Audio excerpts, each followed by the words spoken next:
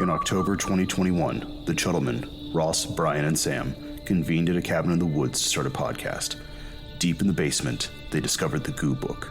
Unfortunately, they had made the mistake of muttering the incantation inside. Now cast into the Chuddleverse and trapped in a time loop, they are the crypt keepers of the Goo Gods, forced to ask and answer the same questions about a different horror movie every episode. This episode, they are chuddling. Final Destination Bloodlines.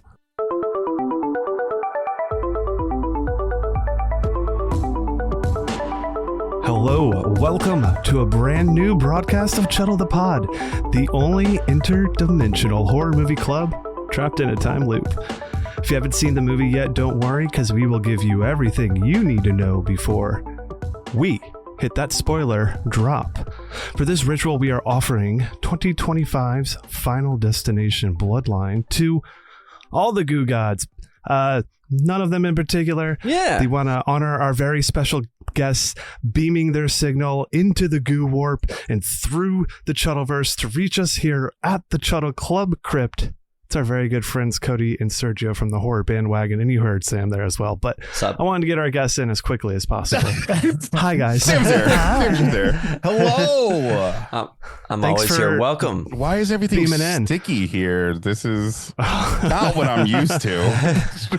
It's a little what you're used to. We thought you'd like the sticky room. There are other rooms. You know what? That is. There's a lot of rooms in here. I like it. Okay. The crypt is very much like a TARDIS, we're learning. It's much bigger on the inside than we thought. There's rooms. It took Sam like 2 weeks to find the bathroom. Oh my God. Yeah. I mean, so I'll show you guys that right away. He didn't really try that hard. You can use. You mean this one right here? Wow. Happy to be here. Yes, we're so happy to have you back to like tidy up this Final Destination gap we had for a second there. We all had them all packed away, and now this one popped out. They just keep on coming. I think the news for this came out. They announced this when we were doing the franchise, right? I think it was one of those like serendipitous things, or we had already decided right around the end of it or something like that. I'm getting like deja vu because I do remember being like, I think the movie's about this, the synopsis or something. I think that's where the stage was. I remember being excited for it, and I still am, and I'm excited to get into it tonight. But before we continue, we must take a moment to thank our acolytes of the Patreon realm, the devoted souls who offerings sustain the crypt and keep the signal strong for just $3 a month. Want to support us in other ways? Subscribe, rate, review, comment, share the show. We appreciate all you do for us.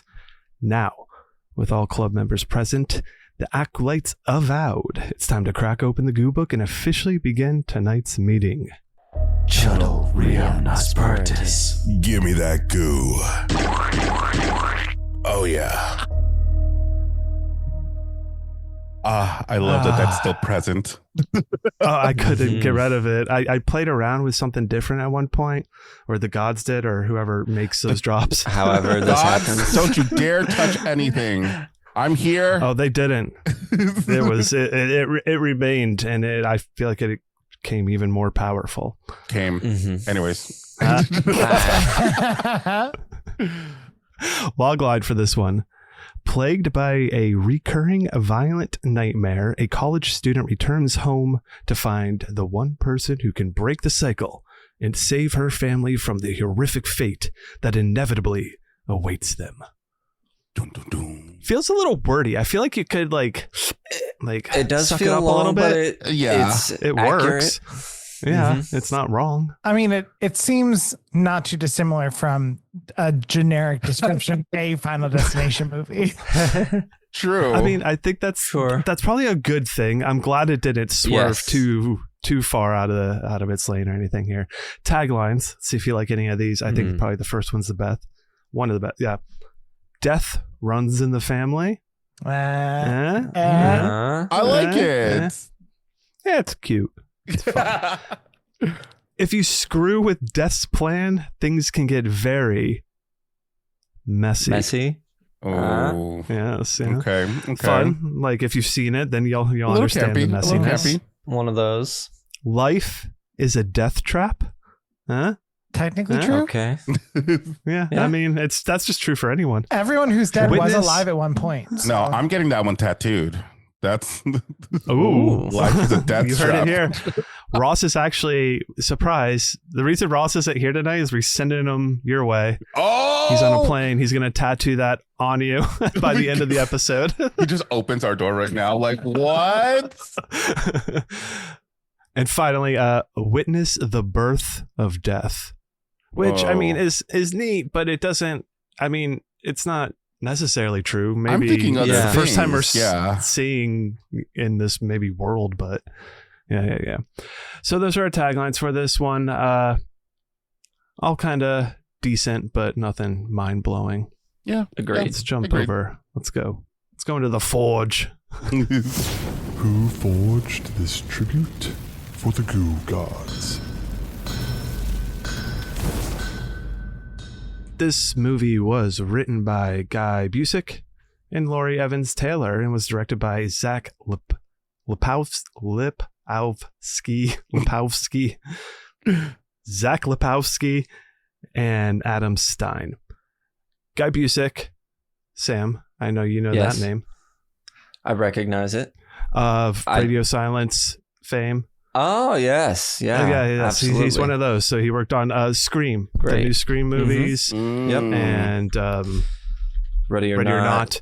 Not. Okay. Not Annabelle, the little vampire girl. The little Ballerina. vampire girl. Angela, Abigail. what the hell's her Ballerina? name? Abigail. Angela. I want to see that one version too. The directors I don't know from too much else, or at least their names didn't ring a bell. And I think when I looked them up, they had a few things on here, but nothing I really was familiar with. Yeah. I think not sure this if you was guys like their first big main, studio picture type thing. I think they'd done a lot of kids stuff actually before. Wow, that's impressive for their first feature. Right? They jump over to this. Key players in the film. I'm just going to run through them all real quick, and then we can talk on them, or let me know because we got a pretty decent size cast on this. Mm-hmm. Caitlin Santa Juana Mm-hmm. as Stephanie Reyes, Tio Briones as Charlie Reyes, Kaya Kilstedt as Darlene Campbell, Richard Harmon as Eric, Owen Patrick Joyner as Bobby, Anna Lore as Julia, Alex Zahara as Uncle Howard, April Telek as Aunt Brenda, Tinpo Lee as Martin Reyes, Tony Todd as William Bloodworth, and then we also have Breck Basinger as Iris, the young Iris from the 60s, Gabrielle Rose as the present day Iris, and Max Lloyd Jones as Paul Campbell. Those were probably the biggest people that we see in it, with a whole bunch of other ones in there. Obviously, we know Tony Todd from Legend. his Absolutely. legend status in various movies, and obviously the Final Destinations as well. Mm-hmm. The girl that played Iris, I think I'd recognize. I saw other stuff that she's been in, but for some reason she gave me big Jennifer Lawrence energy, or like her face, something in it. Oh, wait, reminded me of that. Yeah. When I was watching it, Definitely remember. So that was fun. I know. So Richard Harmon, Eric, we actually know afterwards that he is in Grave Encounters 2, which watched a long time ago.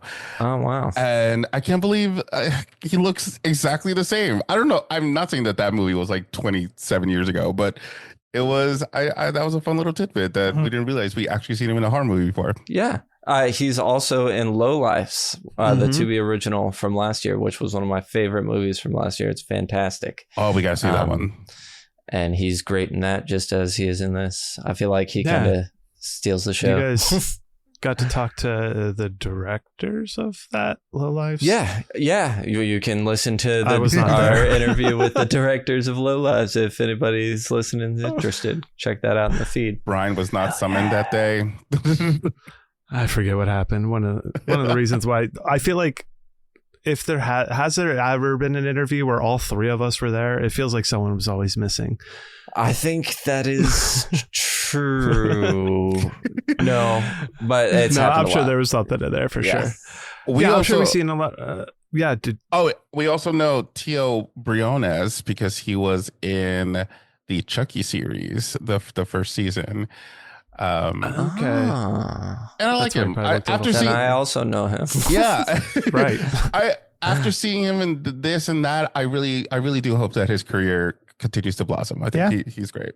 Awesome. Yeah, I don't have much else to comment. Like I said, I've Everyone's seen like these people agree. in these Fuck that guy. in things before, but Also, can we agree that Uncle Eric, the actor, and Richard Harmon both perfectly cast as being related to each other?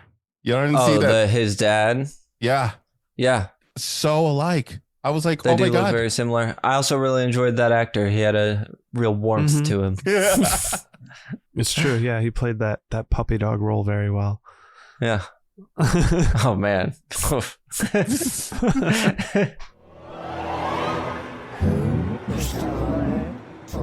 That got scary. Good. Today's offering, as we said before, is a sacrifice to all the gods. You know, I read this passage in the Goo book recently that said the gods absolutely loved the chemistry that we have with the Horror Bandwagon. So they required the franchise to continue on for all their sakes. Wow. And against our will. Thank you. Thank you, guys. We were living normal lives before all this. We just popped in here. We can summon you here anytime we want. So just be thankful. It's we were literally like so often making out to like anything, and then a portal comes, and we're like sucked into this sticky abyss that you call home. Thanks, guys. We're happy. Well, we're ready. Oh, we're so happy. The Goo makes you stay. What is the best advice you can give to someone before going into this movie? Oh, the best advice I can give. I'd say that's the best spirit of this question that we generally would be asking here. Like, I say, know the spirit of Final Destination and have seen them before. Yes, would be my biggest piece of advice if you want to enjoy this movie. I mean, I can certainly agree with that. I think it plays on all the Final Destination tropes very well. They really studied Final Destination and were like, we're gonna do that, but turn it up a notch. Yeah, I completely agree. I think I agree. Cool. I don't know what else I could tell someone beforehand. Just have fun. It's just fun. Just suspense and don't think about it too hard. Yeah, don't. Things happen, and that's okay. You can certainly turn the lights down and enjoy it, have fun with it, but it's not going to be a spooky, creepy out kind of thing. Yeah, good time, which I think goes back to like the essence of the Final Destination films definitely carries on with this film. So, is it for beginners though? If you think you would be okay with what the gore factor is kind of on this one, I don't see why it couldn't be. It doesn't tie too heavily to any of the other ones that you need to know lore from the other ones. It kind of gives you enough from other stuff. I agree.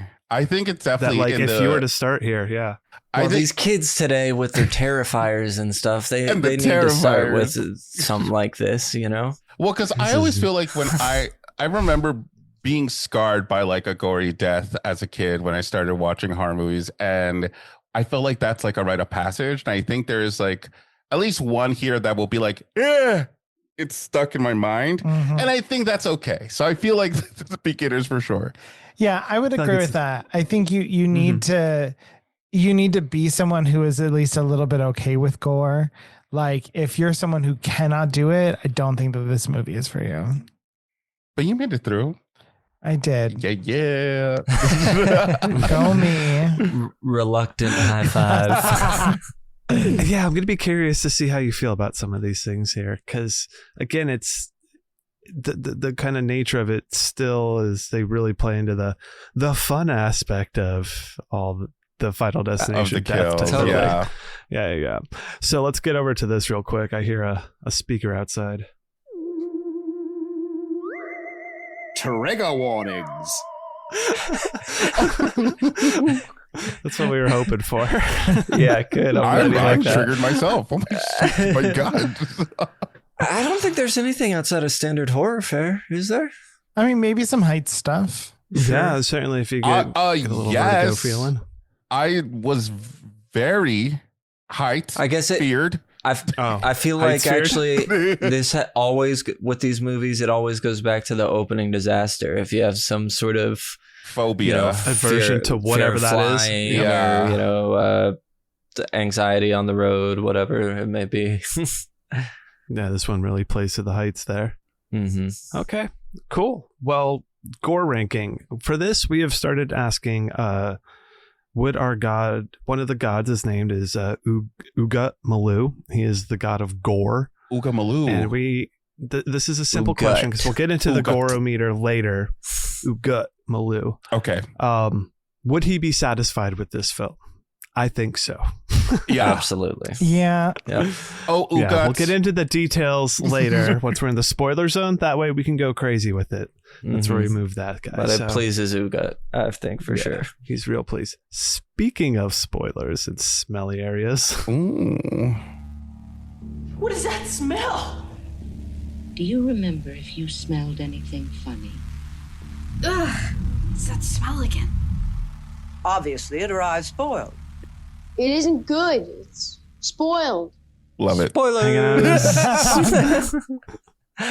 Love that. Now we're in our spoiler zone, so go wild with everything. We're going to kick it off with IMDb behind the scenes. So got a couple wordy ones, and then we'll try to move through everything real quick. I try to space everything out later on as well. Mm-hmm. Cool. On September 23rd, 2022, Zach Lipovsky and Adam Stein were officially announced as co-directors for the project. The directing duo are passionate fans of the series and even went so far as to orchestrate a death scene during their pitch meeting to the studio over Zoom, using a combination of pre-recorded footage and visual effects involving a fire and a malfunctioning spinning ceiling fan, which broke from the ceiling and decapitated one of the filmmakers. Those involved in the meeting, including executives and producers, erupted into laughter. Hell yeah. I mean, that's a great way to sell yourself for a Final Destination film. I love that. The same one. Absolutely. If you're not doing that now, yeah. Pass. That's Producer how you know Craig Perry. Exactly. Producer Craig Perry said to Deadline in an interview that those on set knew that the project was likely to be Tony Todd's last while filming it. Oh. Quote, "We all knew that he was obviously quite ill, and it was pretty clear that this was going to be the last role he would play in a movie." End quote. Perry tells the trade, and the fact that it was one of the Final Destination movies made it that much more poignant. Though the outlet doesn't go into detail, the upcoming movie apparently explains some more kind of crap. But they basically we're going to explain what the movie explains in a little bit. Mm-hmm. They allowed Tony Todd as well to just say what you would want to say to the fans at the end. They had something written, but they allowed him to improv that kind of direct moment to the screen he has later. Mm-hmm. And then that moment happened, and everyone was emotional, and it was great, and it was very beautiful. Damn straight, it was so beautiful. Tears in my eyes. Right? A little tearing up during Final Destination. I got choked up. I'm like getting choked up just knowing that he improvised that and so smoothly. Oh, so good. Yeah, Perry called, "So everything that makes that scene so emotional is authentic because that was just Tony talking through the camera to the very fans who supported him for so many years. So it was a very magical moment on set. It was an impactful moment, and it's one I'll take with me until I go to my grave." Beautiful thing. Yeah. The first trailer received 178 million online views within the first 24 hours, the second most of any horror film after Not by us. 2017. Right? Yeah. Yeah, not me. I still haven't seen it. Oh, that's true. I should probably, I'm curious. I want to go back to it now and be like, how much of it does it really give away? Did you see the trailer before going in? No. Definitely not. Yeah, we don't do that. Did not. But Ross probably did. Ross would have. He did. Yeah. Because he wanted to tell me about it. Oh my god! No, this doesn't give anything away, and then he'll tell you something that totally gives it away. I want to visit this sidebar, but I want to visit Weapons trailer because a lot of people said that it didn't give away. Oh, so thank you. I saw that. I haven't made it there yet. I'll get there. It does not give anything away because after I saw it, I was curious, so I went that same night I watched the trailer. Cool. Gives everything away. I don't trust it. Released 14 years after Final Destination 5. This marks the longest gap in the series. Every previous film had been about a 2 to 3 year release apart. Very much needed. Give it some space. Yeah. Now I'm kind of this one's, well, let's see how you guys feel. The studio pulled a prank on Mother's Day by inviting mothers and their adult children for advanced screening of the movie with the fake romantic comedy titled Love at the Skyview. Oh my God. Gotcha. Right? That'd be interesting. Well, I mean, I'm like... That would go horribly for me. Me too.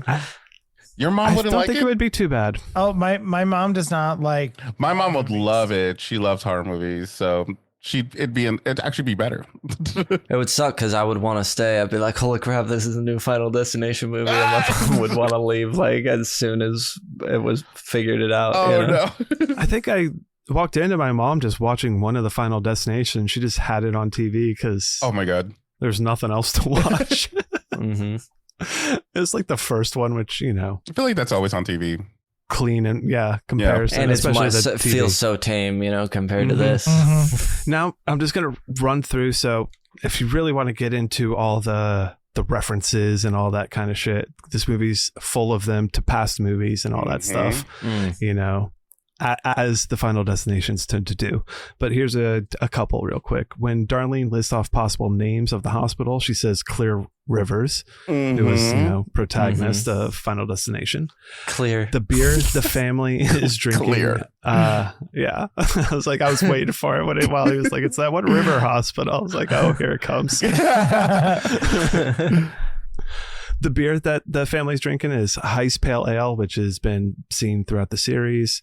When Iris and her boyfriend pull up to the venue in the opening scene, their car license plate reads FL818E, which is a reference to Flight 180. Mm-hmm. So, got that. Nice. Yes. Boom. Nice. Smarty pants. Stephanie's car has a RFK 575 license plate, which is the same as Carter's from Final Destination. Oh. The app the garbage truck driver is on is called Crusher. Nice. The director said that the number on the train 0513 is a callback to the first movie. Flight 180 departed on May 13th. Okay. Film confirms the continued survival of Final Destination 2 characters with something Bloodworth kind of mentions about coming back to life. Mm-hmm. Yep. As of this installment, there are now an equal amount of male and female protagonists who have had premonitions of the main accident. Okay. So 3 males from Final Destination had Alex, The Final Destination Nick, and Final Destination 5 was Sam. 3 females, Final Destination 2 was Kimberly. 3 was Wendy, and this one with Iris. I need one from like the perspective of a cat, and the cat now gets the vision and needs to save everybody. You realize you'll see the cat die. Shit. Okay. And then it'll wake up clearly, but we can cut away. That would happen. Why did we bring this tribute? Why did we pick it? What's our history with this one here? Cleaning up the series, like we said, we had to jump back into it. It's our history, exactly. Exactly. It is. Go back into the feed if you want to hear us talk about every single one of them. I don't remember what I said, so I could around. contradict myself. I'm pretty sure they are. I don't know if they are. Oh. Never mind. Patrons, you always have access to those. Yeah. So this movie obviously just came out this year too, so there's nothing past that. I think I had only recently saw it when we were going to do it for the show here. I'm pretty sure you guys saw it, I assume, when it came out on streaming video streaming of sorts. Yeah, we did a reaction to it. Yeah. So if you want our initial first thoughts, that's on the YouTubes, baby. Hell yeah. Go there too. Sam, did you see it in the theater? I saw it in theater, yeah. I can't remember if it was opening weekend or not, or like opening day. Close to. How was the audience? Yeah, around there. There wasn't a ton of people there, I don't think. But I remember just having a great time. You know what I mean? I got out of it serious, thinking, and Sam's just chuckling the whole time. What is up with that guy over there? I remember leaving thinking, man, they really know how to do a Final Destination movie, those people. They knew what they were doing. And rewatching it, my wife was kind of watching, but she was on her phone. She's not really into this stuff. But she was seeing all the deaths, and I was, laughing every time afterwards. She would just look at me. I couldn't even help it. You know what I mean? I love it. Just totally. that type of movie. It's got some chuckles for sure. All right. Now's where we're going to go ahead and give a quick recap of the movie. Sam and I'm not going to put this on you guys here. Sam and I will stick our hands into the goo pot, and whoever's hand comes out with goo remaining on it will give the recap for tonight. Oh, wow. Imagine we do it. I mean, you can stick your hands in if you want. I just want to see how it feels like. Stick it in. Hold on. Yeah. Oh, please do. We have... prickly. Yeah, not so bad. Hold on. Ooh, he's in the prickly one. We have a lot of pots with a lot of goo, so there's all free to go different into any of things. them. There's a little fuzz. All right, Sam, at the pull your bottom. hand out. And as we look at our hands and watch the goo drip down, it rolls off of my fingers and remains on Sam's for our explanation for tonight. Ooh, okay. So this movie, Final Destination, you got to have your big opening disaster. This one is Sky View. We're back in time. It's what is this, like the 68. 50s? 68. Okay, so not the 50s. But 1968. It's like the Space Needle, but it's all a restaurant, real fancy place just opening. Guy's taking his best gal up there, but they can't get a table. But they're young, they're fun. They sneak over to the bar. Let's go to the bar. We find out she is pregnant while she's talking to a lady who's a singer in the band that is playing up there, and her son is with them. And I don't know about you guys, but immediately I was like, that's going to be Tony Todd. But then they go up to the roof. There's this kid throwing pennies off the roof. He shouldn't do that because he could kill somebody by doing that. Mm-hmm. He's also stealing pennies from the fountain below. Bastard. He gets his. Oh, man, I really got glared at when I laughed at that one. So also there's a dance floor that's glass bottom, so you can see down below you. And why?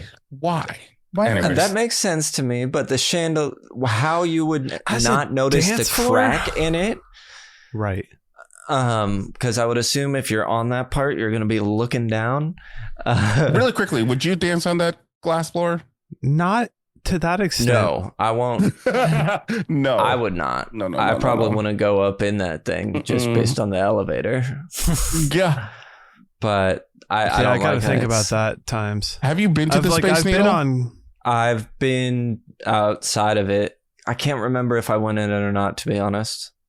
I went all the way to the top. This was back when I guess I didn't realize my fear of heights, but I went all the way to the top. Outside, you could feel it move. I threw up. I didn't throw up, but I felt like I was going to throw up, and it was very scary. What is it? The Sears Tower, whatever, the big one in Chicago that has the glass box outside, it's on the outside of the building on whatever floor that you can go into. Ooh. I've been to that and watched people go in it, but I did not go in it. There's a thing that has a glass bottom here on one of the tall buildings. I stood on that and looked down. You feel funny? I did not feel like dancing and swinging around and jumping, swinging my best girl in the air and So up on the roof, he proposes to her. She's like, but I gotta tell you, I'm pregnant. Oh, I'm the luckiest guy in the world. Phew. So now they're celebrating, but we see the kid throw the penny off. It gets sucked inside. Flies back in the building, gets caught in a fan, and we're like, oh, it is fucking on. Let's go. It's starting. And various thing happens. We get the opening disaster. I could go on about it. I don't want to go too long, but the dance floor bottom breaks through. A bunch of people fall, hit rafters, fall and die. A lady gets set on fire by a souffle thing. Oh, yeah. Goes running. And then, so the Penny had broke a fan, which let some gas leak. And she's running to that gas. And boom, everything explodes. Bunch more people die. Now the side of the after the glass floor broke, the male fiance was hanging onto glass, hoping to last, but he did not, so he fell to his doom. Now we start seeing stuff rolling to the side, and I'm like, run! Nobody runs. And then they do it once it's too late. Yeah. Half the thing falls. Our main lady gets out, we see, but it's just kind of hanging there, so a bunch of people fall down and hit the glass, but it doesn't break. It's pretty gnarly. Lady breaks her ankle. Then we see the piano there. Oh my god. It's like, oh yeah, come on. The Penny makes its way to the piano. Yeah. And then the piano falls, smashes the lady through the glass. Everybody goes falling. Now we just have our main lady fiance and the kid who will be Tony Todd pops up out of he was like put in like a bar cart type thing, and it saved him from the explosion. They're trying to save each other, or stay alive. I forget how the side ends up falling and she tries to hang on, but by the ring catches in between like two pieces of rebar, and that's what she's hanging by, and we essentially see her get like degloved essentially. And nothing says romance the by little boy fall to their death.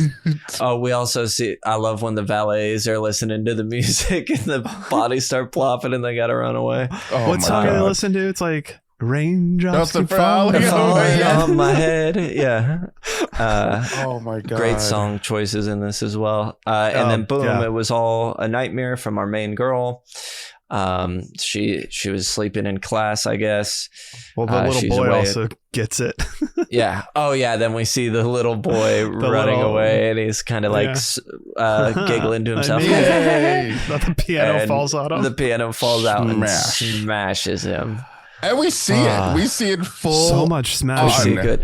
All these deaths are like pretty graphic. When the fiance falls and her face goes through the jagged metal or whatever it is. We see like bodies hitting metal or something as they're falling. Clanking. It hurts. Yeah. I'm like, oh my god. We said the elevator dude? Oh no, we didn't say about the guy who got ripped in half. Ripped in half by the elevator. Later. You had quite the job, didn't you, Brian? Well, I didn't. We'll get through it. Okay. So nightmare. I'm having this reoccurring nightmare. I'm away at college. It's messing up my studies. It's, the sequence that we just saw. The lady in the dream's name is Iris. That's the name of her grandma. She doesn't know. So she's going to go back home to investigate to see if this is related to her grandma.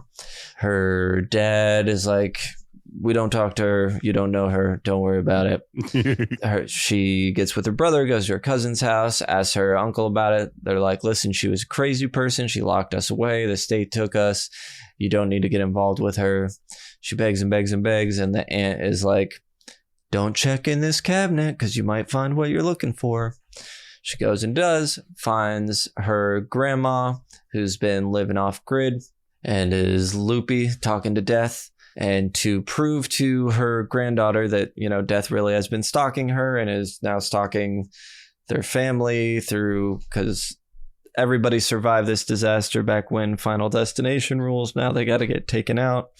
But there's so many people and it's taken so long that they're going through these individual families. They were the last people to die, blah, blah, blah. To prove to her granddaughter, she's like, I'll prove it to you that this is real. Just stay back.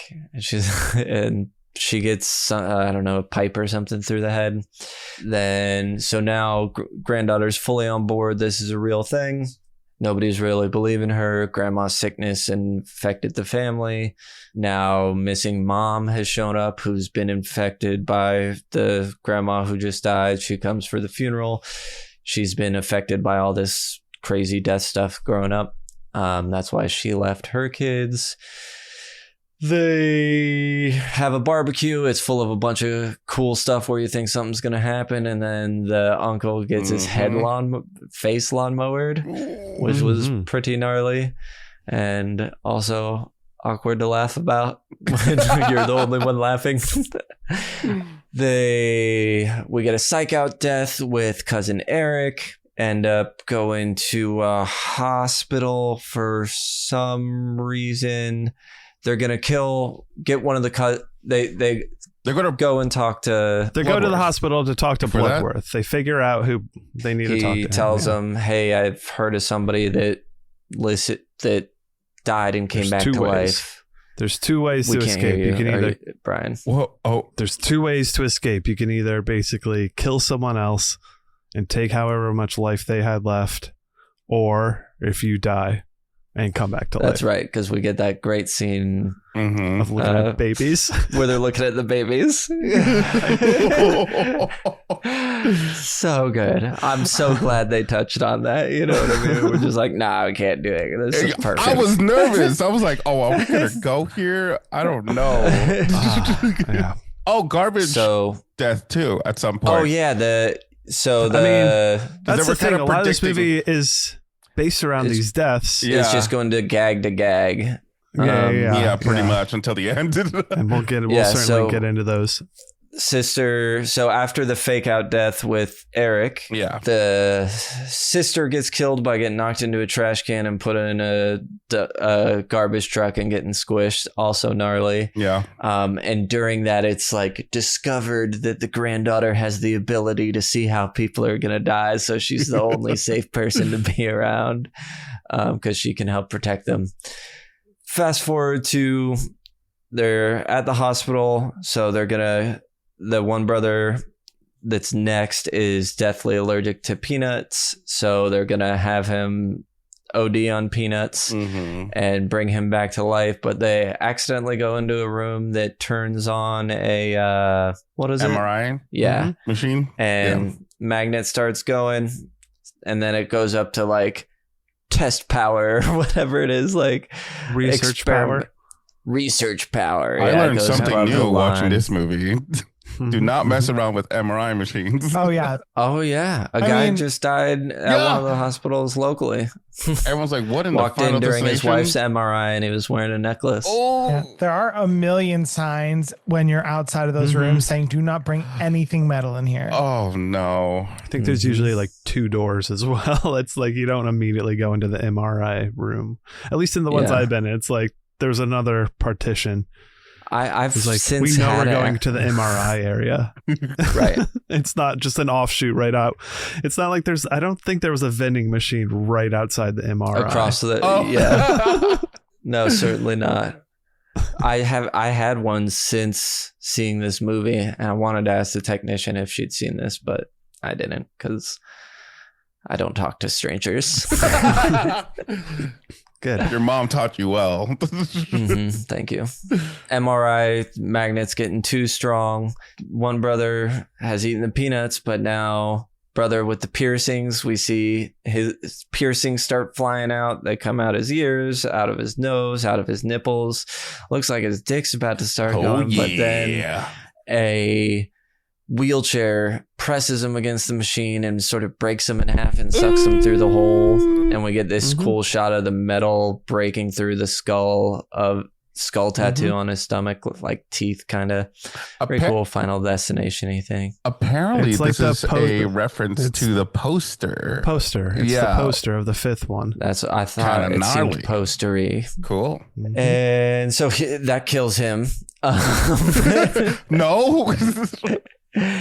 The other brother gets the EpiPen. We think he's okay, but then a spring that had been broken in or like the curly part of a vending machine that had been broken flies out and gets him through the head, and then the magnet from it is making it like turn while it's on there. This one scared me. I was like, oh no. Yeah, pretty good. And then what happens? Movie ends. They're like, we got to get back to mom's place. The brother, mom, and sister, they're the only ones left. Grandma's place is the only safe place. She lived there for 20 years. The mom's like, you know what? I'll go live there. You guys will be safe as long as I'm alive. So I'll stay there. But we need to all go there together for some reason. And then they have to like charge through on Death's really bringing up a storm. Yeah, Death is going wild. For them at that point. This entire homestead, though, is like the most singularly unsafe area of the planet. There's too many things around it. I thought about that too, because that was my biggest. Both times I watched it, but then the second time I was like, well, if she's never left once she's in there. I mean, technically, you know, it could get windy enough. Any of this stuff could get picked up and blow into your house. But it's like to keep people from getting in. I'm skeptical. Yeah, it still doesn't make sense. Which we should have probably thought ahead before going into this. Anyways. Yeah. The bus flips over. Sister is drowning. Mom explodes when she gets to the house. The house explodes. Just explodes. She gets burnt up, saves the brother, and then she's saying something innocuous to him, and some, I don't even remember, just falls on her and squishes her. Like one of those posts. Yeah. Then he saves the sister, has to bring her back. So we're like, we're safe now. Then we're at prom, homecoming, some sort of, we're all like prom. A dance. Yeah. Getting ready, and a train comes off the tracks because of a penny. Because of the penny. The penny. That's penny right. The fell out of the old book lady that she had been holding on to, yeah. And the old lady picked it up, and then the old lady went to go buy like a cookie, and it fell out, and then went into the train tracks and caused the derailment. Which then, so this movie is really about an evil penny. It's a cursed penny because the kids stole it from the fountain. This is what happens when you steal coins from fountains. Everybody knows that. Yep. He survived, right? Or later on, he's dead. No. Well, no, he would have. Well, I assume he survived, but he now has since been killed. Yeah. Yes. Yes. So they get squished by the train. Some logs fly out of the train and squish them. So it seems like they make it away from the train, but then giant logs come up behind them and fly out and squish them. The end. Fun stuff. All right, so thank you, Sam. The premise for this film, did it work for you? I mean, here we are back at it again. Final Destination. The premise is pretty straightforward. You escape death via premonition. Death comes back to get you.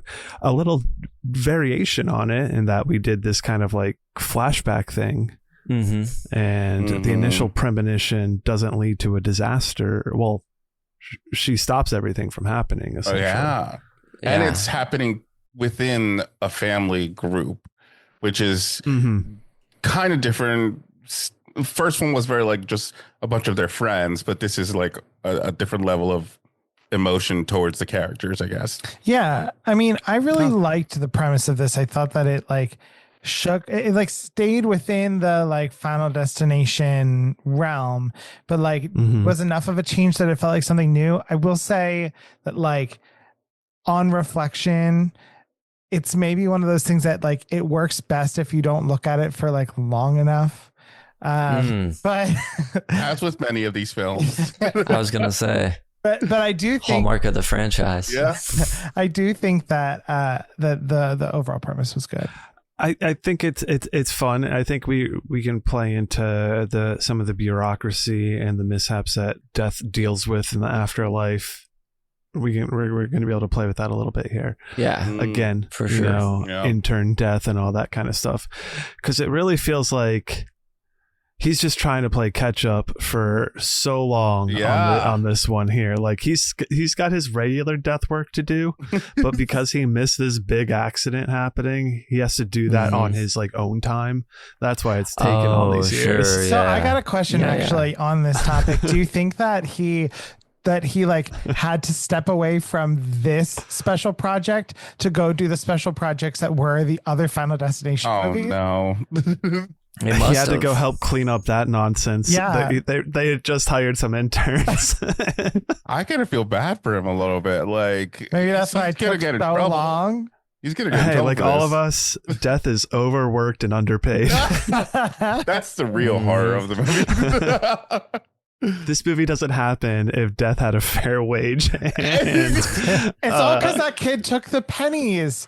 He was literally stealing Death's money, and so Death had to go back after it. Damn. That's a big part of it. It all hinges on that penny. So I think, again, I agree. The premise works. I think they played with it enough and made it fun and interesting enough. And I feel like they cared, and they didn't care in a way that worked for, like, it's Final Destination. We know it's going to be loose. There's no way you could really make it work. They played into the wind. They understood they really understood the use of the wind. It was honestly, yes, I agree. I think they did exactly what a Final Destination movie should have, which is the setups to the kills. Yeah. And I'm sure we're going to talk about them momentarily, but like, I felt like this is a perfect room full of people watching this and just hooting and hollering at the screen. Right. They knew exactly what they were doing, which I really, really enjoyed. I love it. So let's just get into the, Sam talked about the opening here, but just to recap real quick. 1968, Iris Campbell and her Paul fiance attend the opening ceremony of the Skyview. It's this high-rise restaurant tower. At the dance party, Iris has a premonition of the chandelier's like shard cracking the glass, which gas leak explodes. Johnny Cash's "The Ring of Fire" was one of the other songs.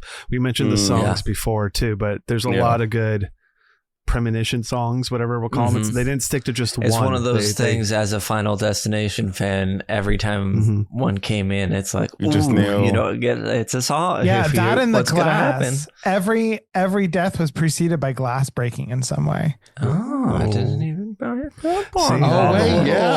I didn't even see that. Like the glass cracked here. You had the glass in the backyard scene that broke into the ice. Yeah. And then was on the ground. You had the glass in the vending machine breaking that preceded Eric and Bobby's death. I don't see Does the glass with the garbage truck one. We'll have to go back. Yeah. Give us glass. Give us glass. Give us the glass cut. It was cut out. The glass cut. We need the glass cut. So everything, explodes, collapsing the tower, killing everyone. Good times. I think I mentioned this before, but this was an IMDb behind the scene. The Skyview disaster is the only opening disaster that didn't occur in real life outside of the premonition due to Irish managing to successfully prevent all the possible causes of death. Taking from the penny from the boy, covering the fire with a cooking pan, warning everyone to leave the dance floor. And thus sets in motion the bloodlines. Even when she warns them, she's like, it's gonna break. They're like, huh? What are you talking about? I'm like, any of you fucking look down, it's cracked. Like, what the fuck? Sam, I've seen you dance around to that song before. Trying to get you to stop. True. You just can't stop. I don't know that song. Especially if they're coming up from that part where you're real quiet and then you're getting a little bit louder now. And get a little bit louder now. That's funny. Bo absolutely loves that song, and he loves that part of it too. Oh my god! Of course. Runs in the family. That's good to hear. I really the blood lines. Watch out! I really love that they split this opening scene, because for the first time we just go into present day before we resolve anything past the vision, and then learn about it more later on, which is something else kind of shaking it up, being like, oh, you thought you knew, but you don't. Yeah. And I think this is one of the strongest disaster openings of the franchise as well. It's really memorable. I agree. Yeah. Speaking of not watching trailers and only knowing a little bit about this movie, obviously I'd seen like the images of this tower and stuff. I thought this movie took place in Seattle. I figured we were going to be at the Space Needle. I thought that's what this was, but so I was pleasantly surprised. Like, oh, okay, this is just completely whatever. which was cool. The initial premonition was originally slated to happen in the 1950s and was set on a riverboat. But the Stein and Lipovsky decided to change it because there was no way to out Titanic, they said. Sure. I mean, you could. It would just be a lot bloodier, but what's the point? Out Titanic besides the real life events of the Titanic. Like guy after guy after guy hitting that propeller. Yeah. Ooh. No, this was exciting. This was really good. Yeah, no, I think this opening was great. I agree. Okay, so based on all spoilers for all the other Final Destinations, I hope you have seen them before as well. Oh, yeah. But I mean, compared to our last one was the bridge. We've had the car race. We've had the plane, the road crash. The road will always be memorable because of the logs. And the roller coaster. I know Sam is a fan of that one too. Yeah, I mean, I'm a fan of that movie. I like the roller coaster opening, but I think probably 2 and then this one for me are the strongest openings. Although I'm never going to get over the tire flying out of the race. Oh my God. Hitting someone completely. It's really funny because I was thinking about this opener and what I like about the previous ones, because in some capacity, these are real life fears that you would have in your day to day. Like people go on airplanes all the time. People are driving on a highway all the time. Things like this could possibly happen. And it strikes a fear. Like I'm not going to the specific location all the time, but when you're in it, it's like, oh, we're high up. Anything can happen.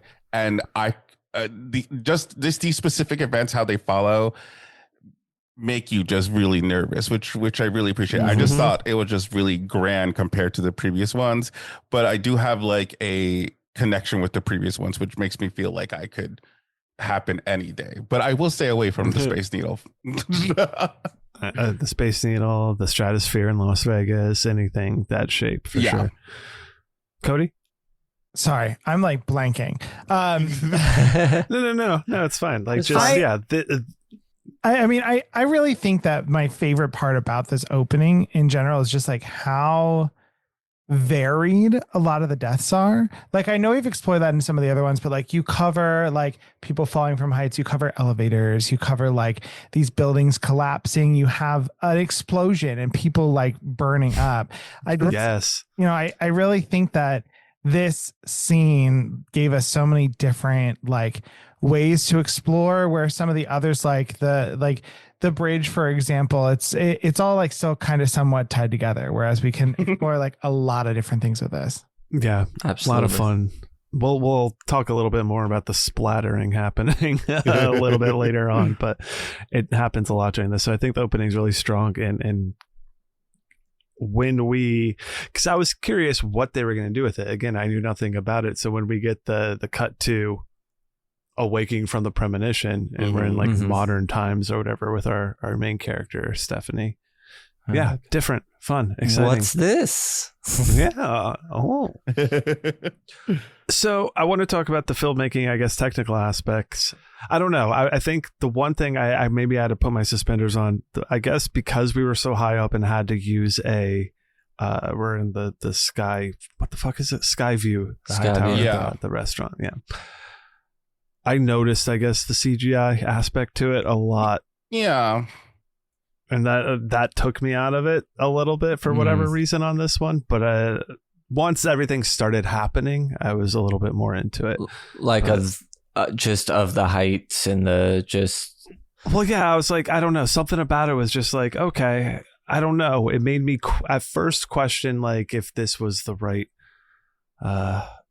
I don't know, set piece to use for a disaster, because I was like, okay, I feel like, I don't know, I'm just noticing CGI here. And then it was fun once we got into the building. Once everything started to happen. I don't know why it bothered me so much. It just did. It's because ultimately, once I got on the other side of it and the rest of the movie went through, I was fine with it. But thinking about how I felt in that moment watching it, for some reason, it glared to me.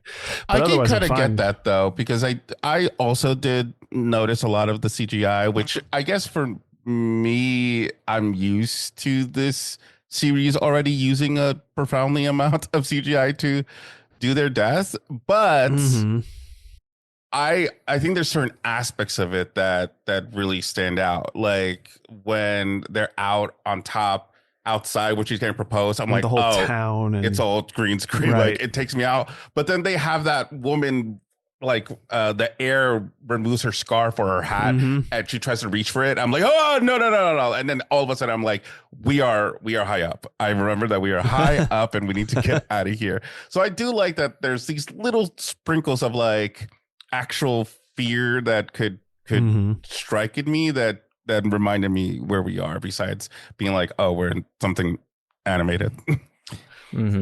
Yeah, I mean, personally, I've never been super bothered by CGI stuff. I thought you meant heights. I mean, also heights, but like it didn't really bother me that much. But I think it's more just because like while I appreciate when we are able to do practical effects, and I think that's really cool. It doesn't take me out as much if we do like. It's probably a little bit better because the gore isn't as striking for you. Yeah. In regards to at least like CGI. But even the gore, I think it was mainly what you were kind of mentioning when they're on like the top area and looking out at the town and all that kind of stuff. I was just like, I don't know. I feel like that this is just my old man commentary on how bad CGI has gotten. And in the sense that like back in my day, back in my day, the CGI was better because they paid people enough to do it and work on it and do all that kind of shit. But then I go back to like, I feel like I'm on some weird rant here. I really didn't mean to get on. Yeah. No, Brian, explain yourself. All right. I mean, I'll go there. I guess we can really get like this is like Ross and like the Foley artist for New Year's Evil. Yeah. So the filmmaking though, I think the setups are done incredibly well. Like you see them placing everything, and they use a lot of fun misdirection and even misdirection, like they set up things that only Final Destination fans would see as a setup and then misdirect that. I thought was really fun. And I actually listened to, after I saw it in theaters, I listened to an interview with the directors, and they talked about how because there is no killer, they get to be the killer, and like using perspective in the camera, and you know, they are giving that point of view and get to take it over, which I thought was a cool way to think of it. And apparently, if you saw this in IMAX, that aspect ratio would change to be full IMAX whenever it was like deaths around and now it's the killer. And then it would go back to normal for when it wasn't. That's cool. That is really cool. Yeah. So do you think I guess then it handle we talk about tropes, the tropes of Final Destination well. Destination. I think it goes into the filmmaking technical part that you talked about. Yeah. They work really well with the setups. You know you know you're supposed to be looking for something, and something's going to be involved. The one where Eric is backing up in the street, and it's the classic, somebody's about to get slammed by a car, and he even delivers a line that is like a classic, that's your last thing before you get hit. Yeah. And then it just zips by him, and he's like, whoa, holy shit. I love that one so much. I haven't seen that trope inverted before. Yeah, I thought they were just going to go for it again. And I was like, okay. Because it seemed like they, we're paying homage to a lot of the different kills and all outside that a hospital and the thing in the bar. So I thought it was coming, and then we didn't get. But as soon as I saw that garbage truck, I knew something was going to be had there. Oh yeah. I just didn't. Did know you who think was that the pole saw was going to fall and cause the leaf blower to hit the kids, and then the soccer ball to be kicked in the face? That is silly. That whole aspect of it, that she can see how deaths will happen and will know how. But like, how much people. Of it? What else was she saying? Because I like to think that Death heard her say that and then orchestrated. It was like challenge happen. Accepted. Yeah. I personally thought it was a one-time lucky chance she had that she called all of that in that amount of time, that amount of order. I mean, because I think a lot of the things like are foreseeable, but like I don't know that I would have been like, oh, stay away, you might get hit by a soccer ball, and like like that be the thing that I feel like saying out loud versus like don't be in the street where cars are. I think I'm gonna combine all of these categories just so we can start working our way through our scenes here, because that's really what this movie's about, and talk about the kills that are happening within them, and then we'll all just tidy it up, because this will tie into our characters, any dialogue, noteworthy scenes, our tropes, all that kind of stuff. Unless you have any specific suspenders that you can think of right now, we'll just get into it. I mean, my suspenders are on and just held just fine. I know what I'm getting into, the final destination, and I feel like it doesn't make me I mean, there's a few things I thought were stupid, but it didn't take me out of it. I expect that. Exactly. I mean, the only thing that and nothing really like fully took me out of it either, but like the only thing that, as I'm thinking back about the movie, that has me putting my suspenders on is the idea that like Iris had figured out that death was coming for them, and that death was coming in a specific order, which is like the order in which people died in her vision. And yet decades before it was her time, when plenty of other people were still alive, she was already convinced that she was going to die at any moment and needed to like protect her kids, like go off and go over here. Like, I feel like she had figured out like all of the plot and then ignored the fact that she technically had plot armor at this point, and didn't need to start going through all of the prep work until it truly was her time. Yeah, you're right. Yep. She could have done the prep work just to have like a place to go to once, Steve died or whatever. Well, yeah, I don't know. I think it just, drove her mad to some extent.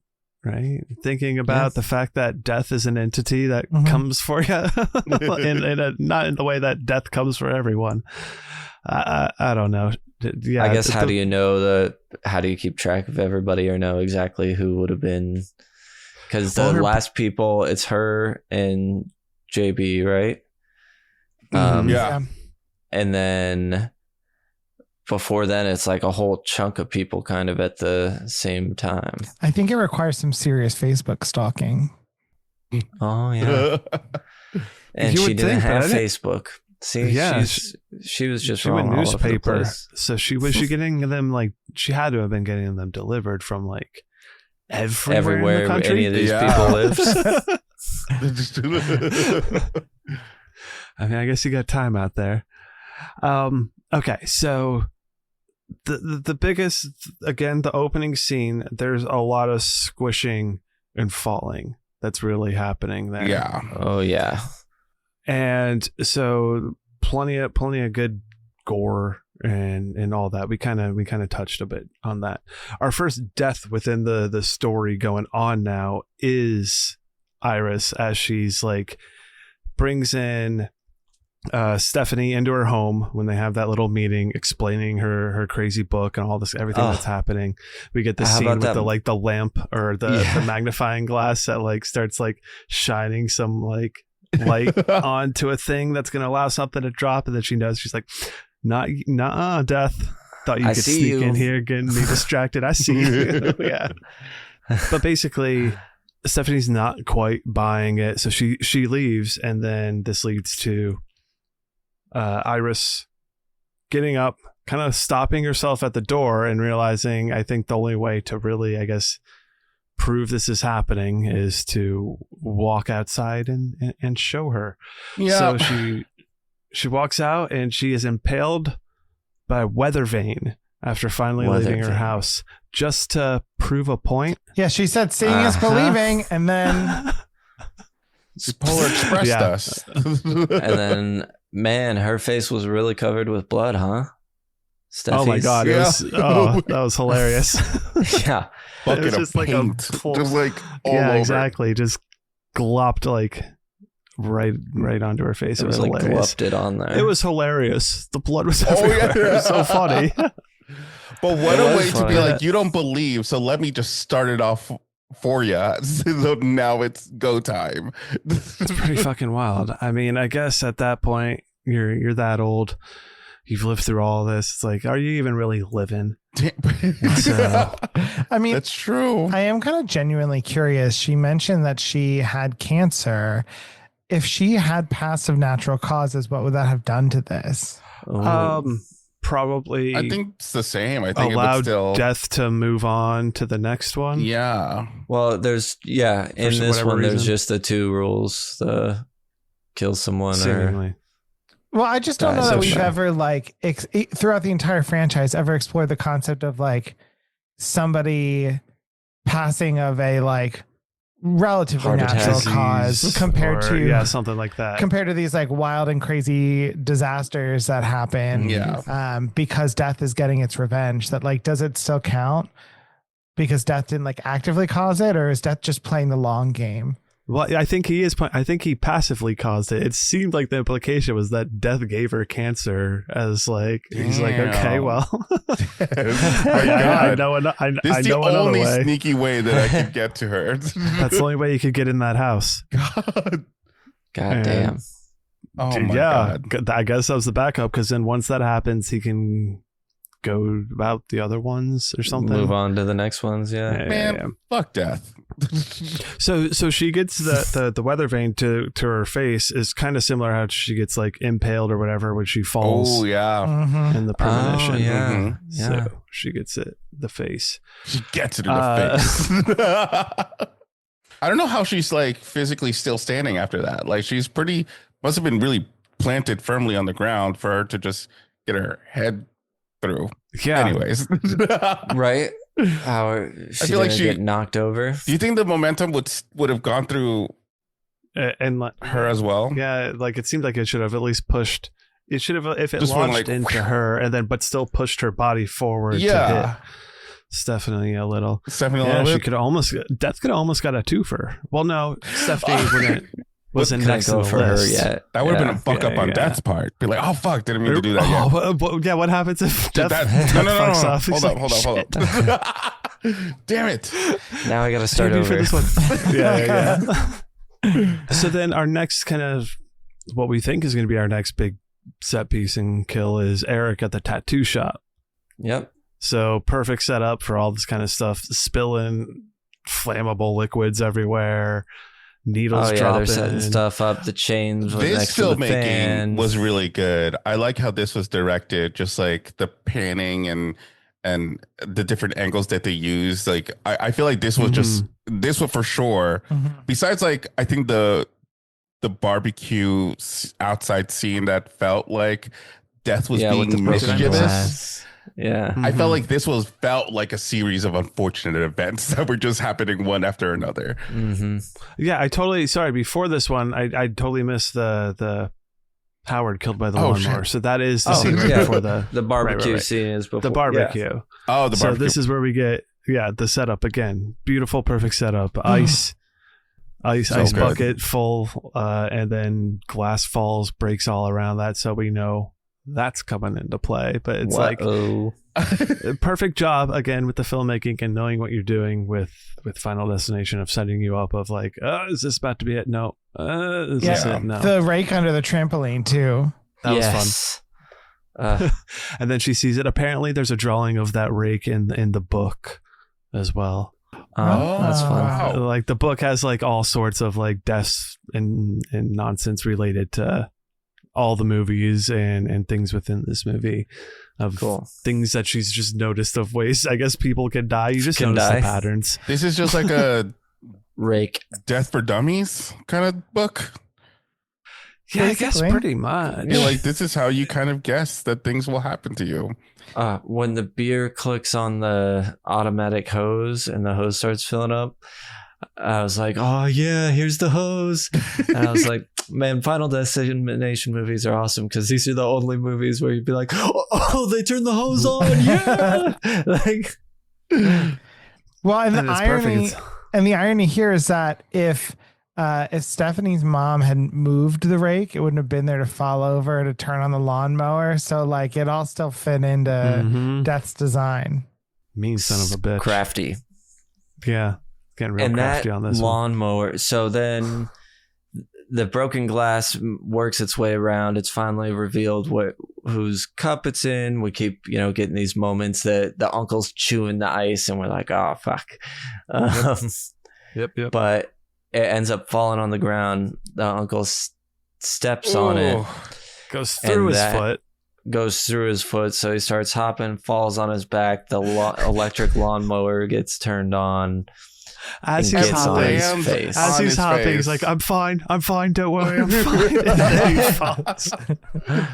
And then, that thing lands right on his face. It happens and then so we get like quick. a close-up. It goes for it. They go for it, yeah. Love it. So that gets really gooey. That is like blendery. Hilarious, though. You started off with a blender. Yep, that scene starts with a blender of a red smoothie, something like that. Yeah, of sort. So good. So Howard gets it, and that was a pretty good one. I think it was a tender heart. Eve 6. We can't sing it. We don't want to get, No, Heart in a Blender guy's cool. He's the Heart in a Blender guy's cool. All right. Eric at the tattoo shop fake out is what's next, and then we kind of mentioned the chains. That's an aesthetic. From the ceiling. Yeah. The whole thing, the whole place. I was like, okay, I guess this is a movie tattoo parlor. 100%. I wish Ross was here to talk about it. The place where he works looks almost identical to this. Really? Man. Oh, this is why though. This is what I know. This is what he wanted to tell me about, because I asked later. So this must be in the trailer somehow, because he was like, I wanted to tell you because I work in it. And I would have been like, yeah, but then I would have been looking for the tattoo shop scene. Damn. Leave me alone, bro. We'll talk about it, bro. I like how he has like the Eric's metal tattoo mix or something, and then he switches it to Eric's sad mix. He's in his feelings. And I Can't Live With Living Without You comes on, and he tattoos that on himself. It's sad and funny. It's funny at the same time. Yeah. And then one of these chains gets knocked down and like wraps into, like hooks onto his nose septum ring. piercing, yeah. And then the fan starts wrapping it and like slowly like Death was like cheering to himself for latching onto his nose, like, fuck yeah, I got him. But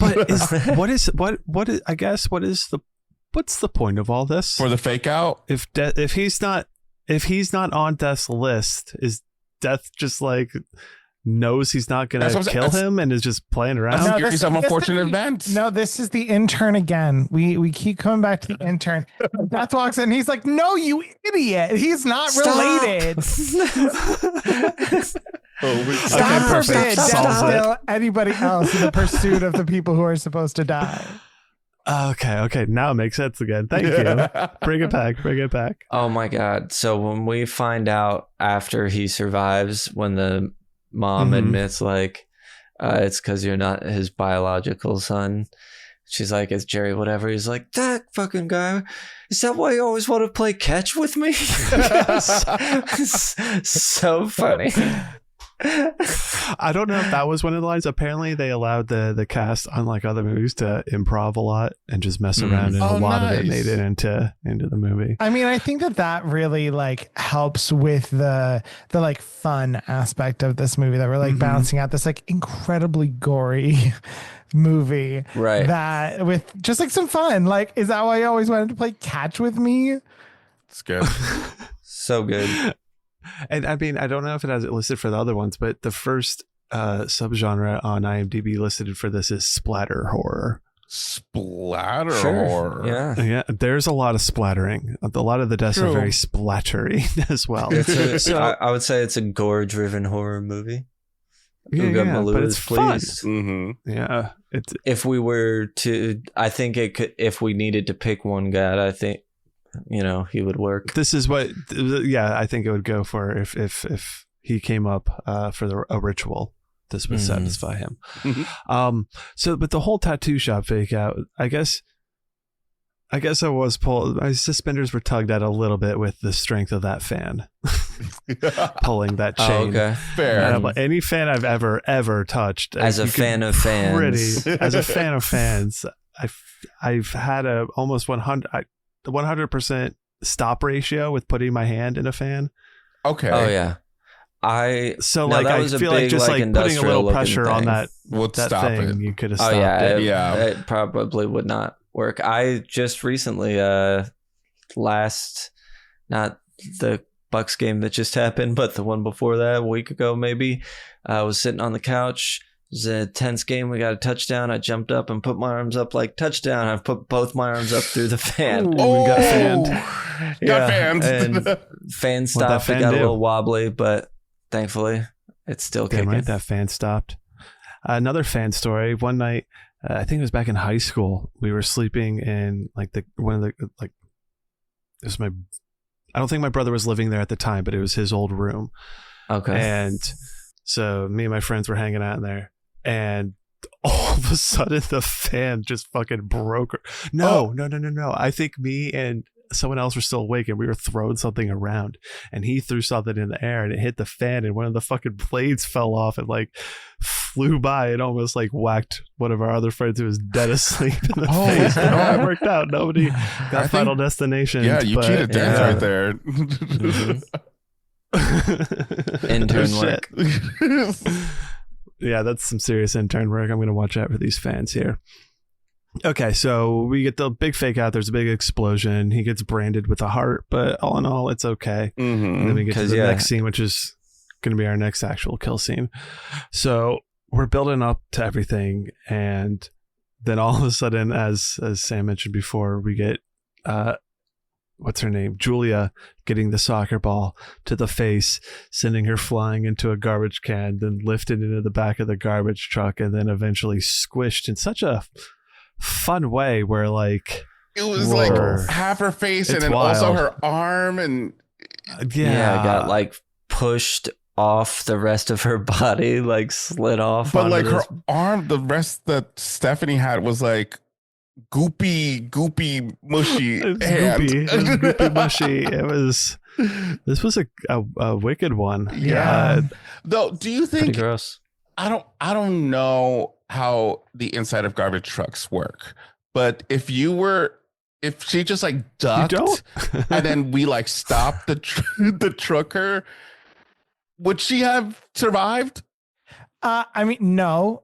She would have been completely crushed. Inside. Yes. The point I thought there was like space inside for her to just like let me stay underneath here. No, the point is like to continually compress the garbage in the truck so it goes keep filling the truck with more garbage. So it wouldn't leave any room for her. But I do think that it was very empty to be already compacting. So it must have been like death just squishing it down, just because she's already in there. Okay, certainly. Got her. This had turn on the squish. Turn on the squisher. Full on squish. Turn on the squish. Turn on the gush. But I will say that this is when the driver was listening to "Stronger," right, by Kelly Clarkson. Yeah, I think we had perfect choice. That was a good one. Choice. Yeah, I will say though, like the image of her just like getting hit in the head with a soccer ball and just like whoop right into the trash can is very funny. The background, it's hilarious. You can't do anything but laugh and have fun with this one. Like that's perfect. Agreed. As gross as the death is, it's also very funny to me. All the deaths in this movie really get me. Did you see the behind the scenes footage that they had of this? That was pretty cool. Not for this one. No, I missed for this specific death. I know on Instagram they were sharing them. Yeah. I saw the one for the MRI death, but not for this one. Oh, dope. They really cut off her face or what? Yeah. No, I think they did some sort of like optical illusion where they actually did film like the person, but like part of the actual truck set would just. I don't even know how to explain it. It just like you saw it. Magic. They did some sort of magic where they like you saw the truck go to her, but it was just like an illusion that we saw from our end, and then they green screened the rest of it on top of it, which was really cool. Right. Nice. The next one is when we're at the hospital now. So this is the whole. They've talked to Bloodrush, so that's a scene that's, again, we kind of mentioned it in the IMDb behind the scenes, but our Tony Todd scene is great here. A memorable scene where he essentially just gives them the information that you can either kill someone and take the life that they have left, or if you technically die and then come back to life, that's how you skip it. So that does kind of, I guess, confirm that our protagonist from the second film, that's what happened to her she died, and Clear. So she's, I guess, alive. No, that wasn't Clear. Clear's from the first one. Oh, Clear dies in the second one. I forgot. Kimberly. Kimberly. There we go. Yep. Kimberly. I actually. Officer is that the Burke. one that was in Wishmaster? Yeah, she was in Wishmaster 3. We don't She's speak alive. of those names. I actually was hoping for a Kimberly cameo here and seeing what's up, but we did not get that. They thought about doing it from what I read, but then just felt like it would have been too much. Too over the head with like put her references and stuff like that. Or like you need to have seen other ones, kind of, whereas all the other ones, if you've seen them, you pick it up, but you don't need to have seen them for the movie to work. Yeah. Well, and I think it's interesting though that like because of the concept of this movie where death is coming after the bloodlines of people, it actually retcons the theory in Final Destination 2 where it was like if you bring in new life that it like counteracts death. And because here it's like if you bring in new life, death just has another target. Yep. Yeah, he's like, God damn it. It's like another thing just got added to his like on his desk. Yeah. Another thing for me to blow wind at. But I do like really love that we got this scene with Tony Todd. I think that like it really helped to complete this movie. And I also love that we finally like have some explanation as to like who he is and why he knows all these things, because in the other movies it's just always been like, oh, I mean, you're a very mysterious person. We're never complaining about Tony Todd, right? Here, these things. It's a little heartfelt too, because I mean, also kind of gruesome because he saw his mom burn up, right? She was one of the burn victims. He was watching it, yeah. Well, no, he did not. Well, because it didn't happen. It never happened. Oh wait, no. Never mind. Well, he did if the vision happened, but since everyone was saved, my mistake. So I don't know how something he got happened to his mom with it. But if death was like anything, he could have still seen her burn up because death likes to do what he tried to do before. Sure. But I like just getting to know that there is so much origin, even when he was a child, was really, really sweet to see and get some more backstory from him, even that much. And it was perfect. And then, he kind of looks at the camera and it's just like, just to enjoy life. Take every moment and just go with it, man, and walks off. I'm glad it was in Final Destination movie, but also just in a horror movie in general, because the horror fans are the ones who really appreciate him. Yeah. So it was good that it could be in something that fans of the genre were going to be seeing. Yeah. So that's what led them to the hospital. They've done that now, and they get their ideas. And then we get that really fun scene of Eric and Bobby looking at the babies, thinking about, we couldn't do that. And then they come up with the idea, okay, we'll get you to eat some peanuts or something with peanut in it, and it'll kill you, and then we'll bring you back to life. Perfect. We're in a hospital. Great place to do it. Should be great. Yep. Great choice to go for the peanut butter cups too, and not just salted peanuts. Unsalted. I love the moment where he takes his first bite and he's like, "Oh, so good." Yeah. So we get this whole fucking setup. We think that like the vending machine's gonna fall on the dude, and I thought we were gonna get another squishing. Obviously, that was scary. I thought they were just gonna do it. We also address one more fear before we go into the hospital, which is the spinning doors of places where they got to this, they're like on a mission and then stop right at the spinning doors. And I'm like, ooh, this is too real. This is now there was apparently that was part of a different ending they had in mind than what they went with. So that was kind of a setup to a potential death, I think, with Darlene or something involved with it. But that's why it feels like, what are we doing? A moment, it feels more impactful than it's just nothing. Yeah, I felt like, anyways. Oh, interesting. It was going to be used with something, then they changed everything. So we get him to eat the Reese's cup. He starts going into anaphylactic shock, and this is when, at the same time, the MRI machine has been turned on and starts slowly booting up and whirling up and going into higher power modes, eventually going into research mode. Which, why would that even, like, if you have a research mode that can do that, like, you feel like it would be in a more isolated area too. Absolutely, because eventually everything around it, like outside, the nurse is walking by and her tag starts flying in the air. Like, I remember after this scene, there was something, the MRI was supposed to like loosen like lettering on the sign of the hospital outside, and I think the mom was going to get stuck in the roundabout thing with like and then it was going to fall, something was going to fall on their squishing. Oh, I see. Yeah. That is interesting. I mean, but we get this instead. I do agree that it's like it does seem kind of strange that this thing would be installed here in a place where like it could theoretically be powered up to like research power, and yet all the signage and warnings are like reflective of a much lower thing. But you know, the MRIs are dangerous if you have metal. So, well, I knew before, but now I know to what extreme and how powerful this machinery is. I don't know if this is necessarily accurate. But they are powerful. Final Destination is not accurate. What? There's usually like a clear, like, you know, yellow and black taped marking of like the area you cannot go past with any metal. Yeah. Like they let you know. Yeah, you have to like go into. I had to go into like a separate room down the hall and change and put all my clothes away and all that. You got to take out your dick piercing. As one does.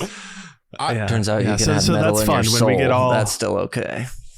All of Eric's piercings flying out. I do have to say, I think was wicked. This one in particular, for both of these characters, I think was the most emotional I got in regards to the deaths. Like, I think I was rooting for both these guys and how much they like really care for each other, and how much Eric in particular was like, I'm going to fix this. I want to help you no matter what. And the fact that they both ended up dying. And not only that, I forget the brother's name. But the younger kid, the fact that he had to see his brother go out like that. And also while he's suffering. Oh, I just felt for them both in this moment, even though it was really gnarly what was going on. I was just like, man, you survived too before, even though that may or may not be death. Right.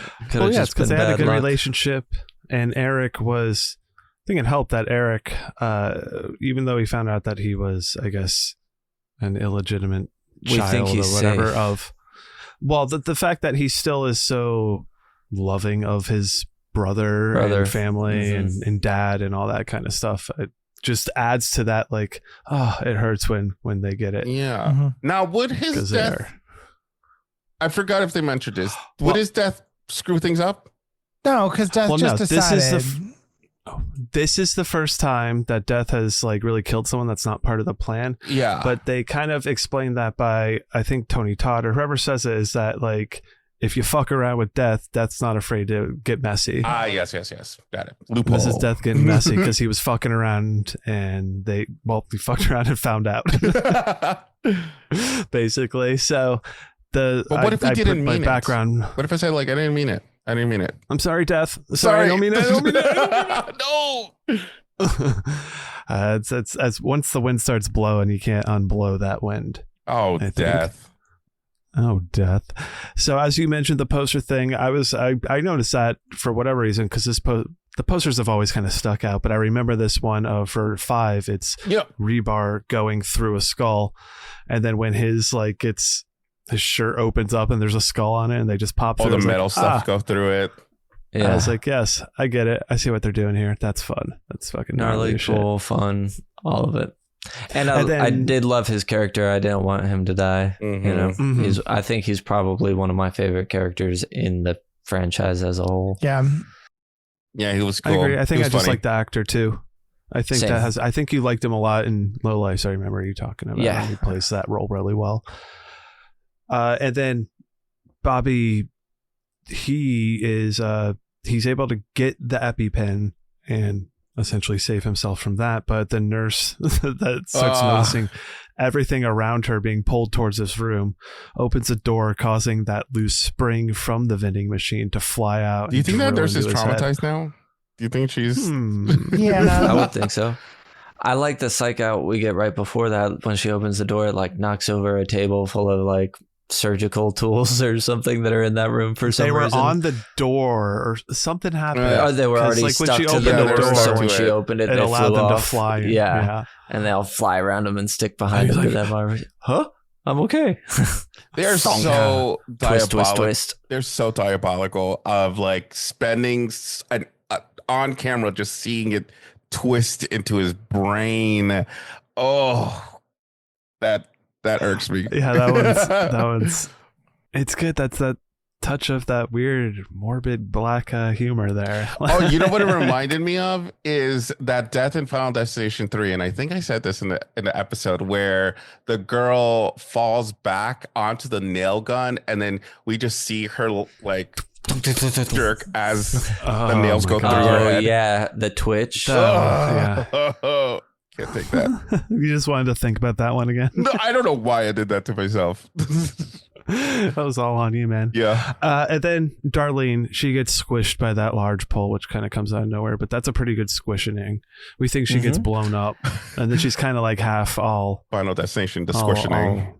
There's a this lot of squishing in this one, yeah.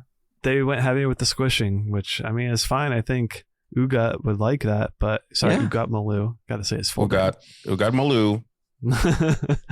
And then, as Sam said, we get this whole train derailment at the end, which... Also, I forgot to say right before that happens, there's the doctor who's like, oh, no, you didn't die. Like, you were never actually dead. And brought back. You just were whatever. And they're like, what? Wait, that's and not, then the train die. on cue. In my head, like, I feel like they were fine, and then Death heard the doctor say that and be like, oh, okay, and like made this thing happen. He had to do it well. Actually, where's my penny? This whole final scene, I think, is a really cool scene to have, but I think this one and like the CGI-ish kind of took me out of it, especially the logs. I think the logs also took me out of it, but I felt like they just had a really good idea and they wanted to go full out on it. The train derailment, the train sequence. Yeah, I get you.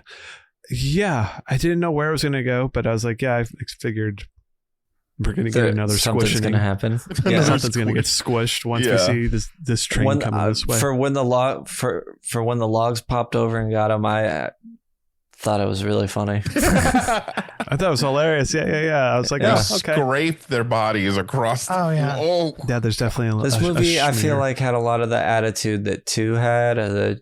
Just like, fuck it, let's do it type of thing, or whatever it was we heard in the behind the scenes for that one. I feel like this had a lot of that gumption. Okay.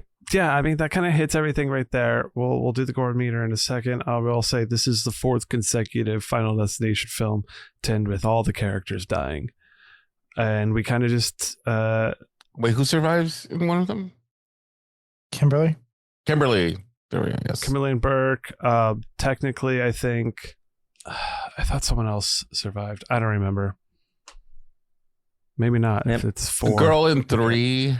I said Mary Elizabeth Winstead, but I think she technically got run over by the subway. I don't know. Oh, yeah, but there's that subway thing. At the end. She's in the train at the end. Yeah. Anyway, let us know. Let us know. Go listen to our episodes and let us know. It's time for the gore. Fatality. Okay, on a scale of 1 to 10, Psycho the Sadness, how gory is this film? Quite. Consistency and intensity. I'd say it's pretty consistent. I mean, we start off, obviously. Yeah, I'd say it's very consistent. I'm at like a 3, 5, or a 4. What do you? I'm going to give it a thinking? 4. I would give it a 4. Pretty good consistency with this one. I didn't feel like it spent too long until the next squish gory thing. Yeah, there was always a squish around the corner. And even just from the opener, bang, bang, bang, so many one after another break, and then we get like thing through my face. Yeah. Congratulations. Thanks. Cool. 4. And then intensity. I'm thinking of 4. I'm thinking 3.5.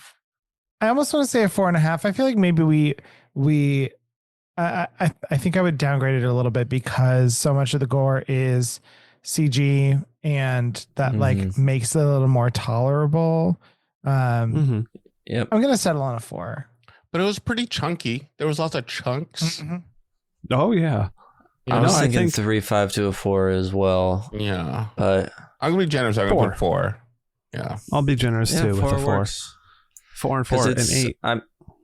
That sounds about right. Yeah. It's pretty gory. It's got to be, I don't know. It's got to be one of the gorier ones. 3's pretty gory. Sure. Yeah, just with the consistency. Compared to this, I feel like 1 is so tame. Very. Yeah. Because there's a lot of kills in that beginning scene too that are very, again, squishing and a lot of blood popping. And that elevator, kind of the guy getting chopped in half. Oh, yeah. That's a good one. Cool. All right, so we mentioned the climax already and our prologue here. In the prologue, the doctor is Dr. Reddick. That's the name named after the franchise creator Jeffrey Reddick. Oh, nice little shout out. Another one of those little things. Wow, they did their homework. I thought the creators were the 2 guys from X-Files. I don't know. It's Jeffrey Reddick is best known for creating the Final Destination film franchise, according to his IMDb. Yes, I know it has ties to the X-Files episode and everything, but I didn't look too much farther into it. I just said whatever and moved on. So, any final thoughts on this before we go over to the crematorium? I feel like a missed opportunity here for potentially resolving the stuff would have been the penny. Like, there is part of me that wonders, like, if Iris had just returned the penny back to the fountain, if we would have had the penny, especially at the end, causing the train derailment. Yeah, you're really on how unjust that penny was getting stolen out of there. The penny was out for revenge. Not just a penny. There's more to this penny. It was a character in and of itself. Like it was, and the penny is a dying breed right now. So that's true. Bring back the penny. Maybe that's the point of this movie. It's a pro penny movie. Every penny counts. Every penny counts. All right. In the crematorium of questions, we were going to answer all the normal questions that the Goo Book has presented to us. First off is, would we survive? Absolutely not. Yeah. Death is coming for me. Really figuring out, unless we've talked to Tony Todd and we all figured out a way to essentially kill each other and bring each other back to life. Yeah. Okay. Yeah. I was just thinking, how young of a person I was just thinking we could go kill some babies. Oh my God. Can't do it. I also feel like it will take me forever to convince Cody what's going on. Be like, hey, there's death's design. I don't know it's that I would. Bloodline. I don't know that I would be. I mean, I would probably be skeptical of that explanation. You never listen to me. It takes me so much to convince you on something, and eventually you're like, maybe. Well, if everyone around us is dying, I think that's a different story, though. Oh, true. If we just witness everything, yeah, I guess. If you just saw somebody get their face chopped off with a lawnmower, squished. How many weird deaths does it take before you start believing something weird is going on? Although, I mean, how many of your friends do you need to get killed off before you're like, something's up? I do think probably 2. I think I would be able to justify like one weird crazy thing happening. One. Yeah, I'd be able to be like, oh, I mean, that sucks. But I mean, obviously, I would be sadder in real life. But I think by the second time, I'd be like, okay. Although I will say, like, I am already an incredibly cautious person, so like I would have, even without any deaths, I would be actively like trying to move the rake so people don't step on it, like that kind of stuff I just normally do. Yes. When Sam saw the rake under the trampoline, she was like, you gotta be kidding me. What gets me here is that anybody would just leave a rake under there. Like, I don't think that this dad who has this very well manicured yard, who has a bar that has like a whole hose system, would have just a little. I just don't think that would have been left under there. It would have been much more taken care of. This movie's bullshit. We found the breaking point. Ultimately, I guess we're not surviving. I think that this is one of those not efficient. This is death doing the cleanup work and actually coming in and cleaning up, it seems like. And because he even kills someone who's fucking around and not even on his list. He's like, knock it off. It's like, I get messy when you fuck with me. So I think, okay, we're getting killed on this one. Do you need to make this film gooier? I think it has a great amount of goo. I think it's perfect. Yeah. Any more, I feel like, all right, we get it. All right, so here's squishes. One. Doesn't Hero get much level gooier than a squish. Is what we do here. Now, it's not their power level it's their like tenacity, more or less. Yeah, that's what we said. For the hero level. Okay. It's their tenacity and iconography. So I think iconography is pretty easy with a 0. Yeah. And Steffi is our hero, right? Yeah. I would not recognize her anywhere ever. Yeah. Someone cosplaying ever. Her Stephanie actress, from sure, Bloodlines. but not like Right. It's actually time to bring out our special guest. Who are you? Oh my god. I would say she's very tenacious though, because she does not drop it when she clearly should. Yes. I know she's been having nightmares, but like, this is your family. Be respectful when they're asking you these things. That's true.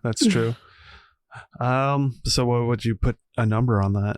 It's hard to say because it also doesn't get like pushed too far physically necessarily, I guess, except for when she's, mentally trapped and drowning. Mental tenacity. Maybe 3.5.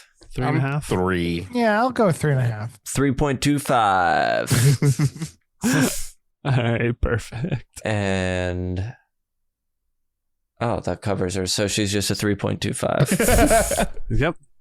Next is villain level 1 through 10. Ooh. That is back to power level and iconography. Death. So power level for death is, I think is it a 5? I think it has to be a 5. I think Death it's is, 5. Well, I mean, Death is making there so are many at least things 2 happen. ways to get away from death. So it can't be a perfect 5, right? Because you can die and come back to life, or kill someone and take their years. So yes, maybe 4.5, 4.75. That's still very difficult. That's true. Yeah. I'd say 4.5. I'd say 4.5. But even that is so hard to do. That's a big ask to try to get away from death. Well, I guess killing someone technically probably isn't that hard to do. Not Sam exposing himself. Bare bones technically. From my experience. But the guilt, the getting away with it, any of these things are a problem. 4.75. Yeah. I mean, death is just doing his job. Like, this is just the part of it. And when people screw it up, he's got to come in and clean it up. When an intern screws it up, I'd say it's another day at the the office, but this is actually his off time. It's weekends, right? Yeah. 4.75 is what we said. Yeah. Or 4.575. Let's do it. Almost there. Yeah. Let's give it to this death. Iconography.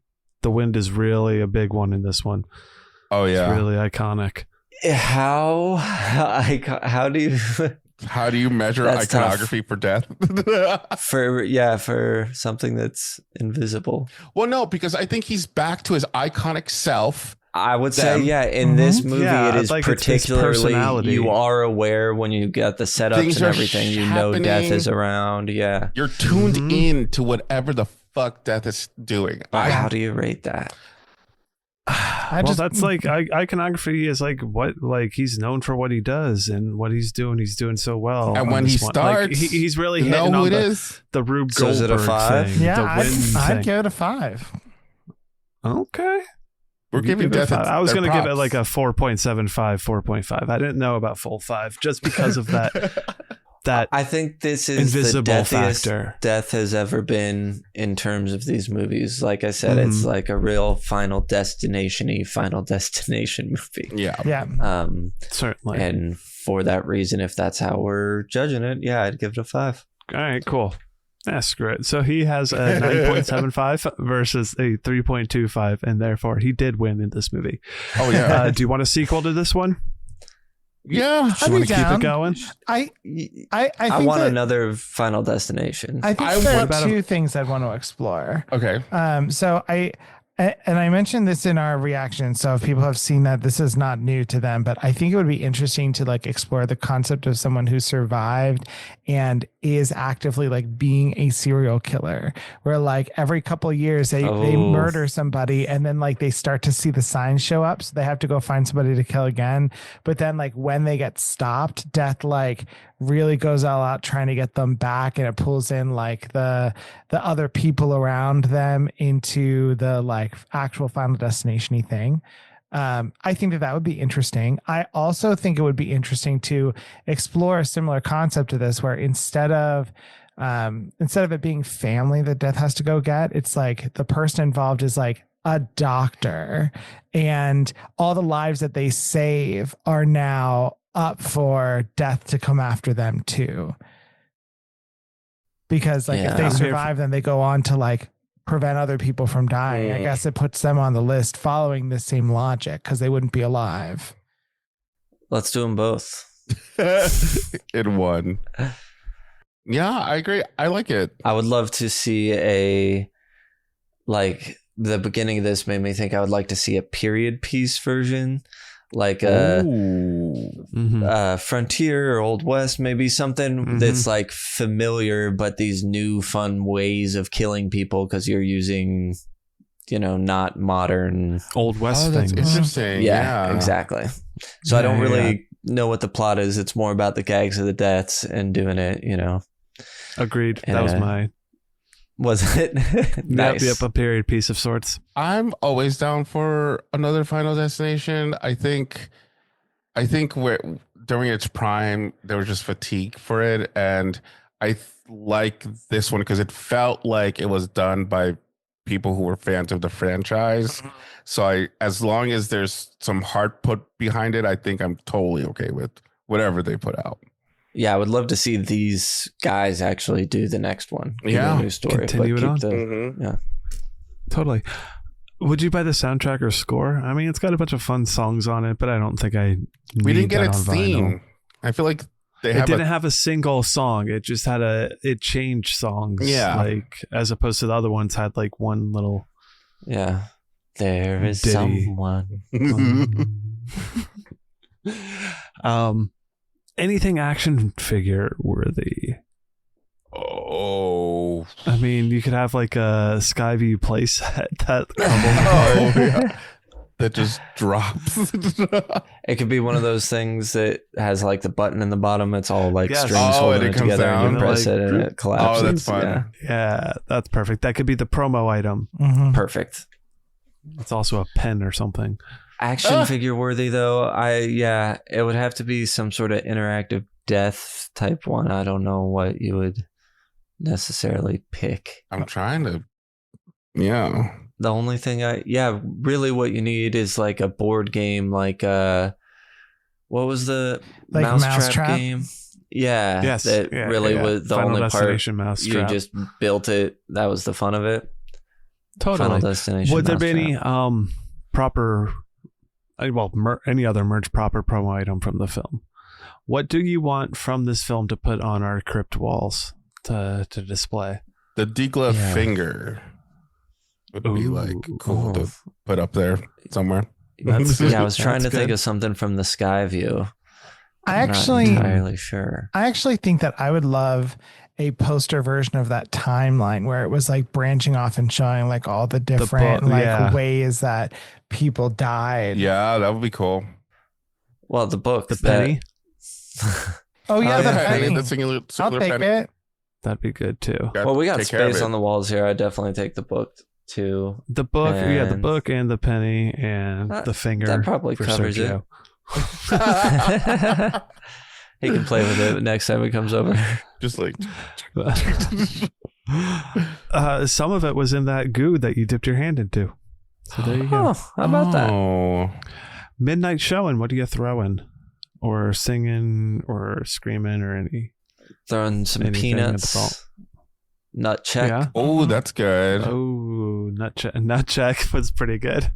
Yeah. With the part where I think you sing along to I Can't Live If Living Is Without You. Yeah.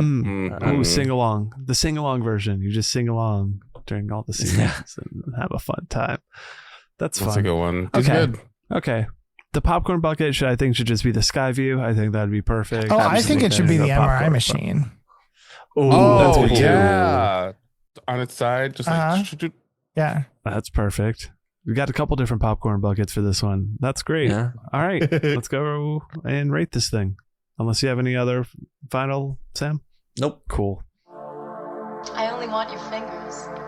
Should we all cut our fingers open and bleed on it? Can you wrap your fingers around this? I'll take a Voorhees burger and a side of Jason's fingers. Show them. On this show, we like to use our rating scale of 0 to 5 fingers. You can chop off half a finger, no fingers, as many fingers as you like. Ratings are intended to be subjective and not objective. Doesn't matter how we feel about this, but it matters. It doesn't matter if the movie is objectively good or bad. It's just about how we feel. That's right. So, engaging, sticky, stuffable, cockles, and rewatchable is how we're going to kick it off. I'll go first. Why not? Engaging, I'm going to go ahead and give it a 1. I was pretty fully engaged with this one. I had a really fun time watching it, so I thought, I was looking for all the little things. I was happy to be back in a Final Destination world. Sticky, I'd say maybe a 0.75 for now. I'll definitely 0.75. I think I'll remember a lot of the aspects of this one of bringing the franchise back and the deaths in it just being a very squishy one in general. Maybe all the squishings will start to meld together over time, so that could change a little bit, but I think that I've been having fun thinking about it. Stuffable. Now, I guess there's not, I don't have a problem representing, but what Final Destination 6 Bloodlines stuff do I want and need and all that? I don't know. 0.5. There's nothing that's driving me wild about getting stuff for it for whatever reason, even though I like it. Cockles, I'll give it a 1. I had a really fun time. And it, like I said, it felt good to be back in the world. And rewatchable, give that a 0.75. Why not? Nice. I think that works. What is that? Give it a 4? Great. I think a 4 is good. Probably one of the highest Final Destination scores for us, and I think that works. Sam? Yeah, makes sense to me. Engaging will be a 1. It does all the Final Destination things right, and all those things engage you. It's all, ooh, what's going to happen with that? So, perfect. Sticky, I think I am going to give a 0.5 to. Saw this in theaters and then rewatched it for this. And in between, I pretty much only remembered the beginning. I remembered them all right. I remembered them stuff as it was happening, but that was the only thing that stuck with me. Stuffable, I am also going to give a 0.5 to. Kind of same reasoning as Brian. I liked it, sure. I'm not dying to have some sort of memorabilia, but if the right thing came along, I'd go for it. Cockles, I think I'll give a 1 like Brian. It really, I've said it a bunch, but it just does the Final Destination stuff so well and really hits the humor so well. I really just have fun and laugh a lot with this one. And rewatchable, I'll give a 0.5 too, because I'm not just any Final Destination movie. I don't know really when I'm gonna watch one again, but this would probably be tops for it. So that gives it a 3.5, which is what I gave it after I saw it. So that works for me. Good job, Cody. All right. Engaging. I think I'm going to give it a 1.